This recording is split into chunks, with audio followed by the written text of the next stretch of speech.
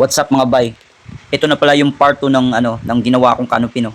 O windshield extension diretso na sa nabubong. So acrylic pala yung gamit natin dito. Ang kapal ay 2.5 para hindi ganun kabigat at saka flexible siya. So ipapakita ko pala sa inyo yung pagro-road test ko nito. Tinesting ko muna siya no. Tsaka para makita nyo din kung anong kabuuan na itsura niya ng taas. At nailagay na pala natin yung dito. Nailagay na yung lona natin, yung plastic cover na para sa tag-ulan, no? So ibababa mo lang siya pagka tag-ulan. Tsaka lalagyan natin ng garter yan na hinuhook lang siya sa kabilang dulo para yung hangin niyan pagka umulan hindi siya hahawiin. Tsaka pangalawang mas kagandahan dito ay ginawa kong zipper yung yung sa driver seat na side sa harap natin, no? Naka-zipper siya para pagka sumakay tayo maganda at komportable yung pagsakay natin. Ganon din sa back ride natin, hindi mahirapan. At ang haba naman yan, nakikita nyo naman hanggang sa paa.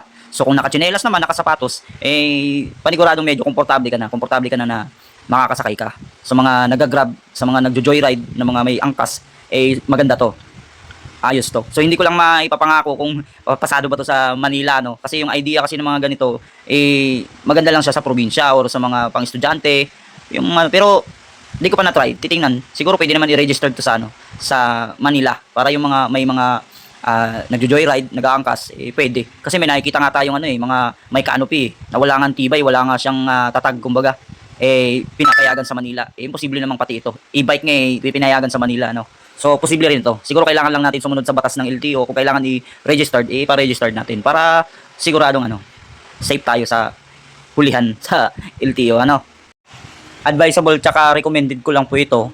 Kagandahan nito sa mga may estudyante na nahatid sa eskwelahan o pamalengke o service lang dito sa paligid, sa malapitan, no? Pwede naman siya i-travel sa malayo. Pero sa mga probinsya na area, kasi sa Manila hindi talaga ako sigurado.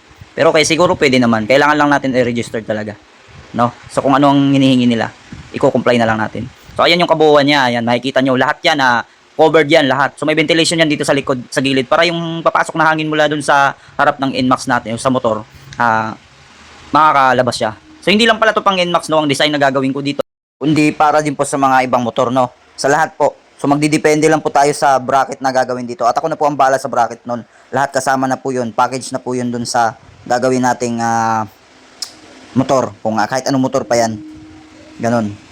So ayun po, sana magustuhan niyo po yung DIY ko, customize ko po na na bubong ng motor, no. So windshield siya, diretso na siyang bubong para sa motor. Sana magustuhan niyo po. Salamat po sa panonood. PM niyo po ako sa sino man po may gusto at i-improvise po natin, i-customize po natin yung motor mo. Kahit ano pa po yung motor na yan. So ayun po, sana po nagustuhan niyo ang aking DIY customized na bubong, no? So acrylic po pala ito. Sana po magustuhan nyo. Paki-like na lang din po at saka paki-share. Thank you po sa panonood. Maraming salamat. PM nyo na lang po ako sa may gusto. Bye!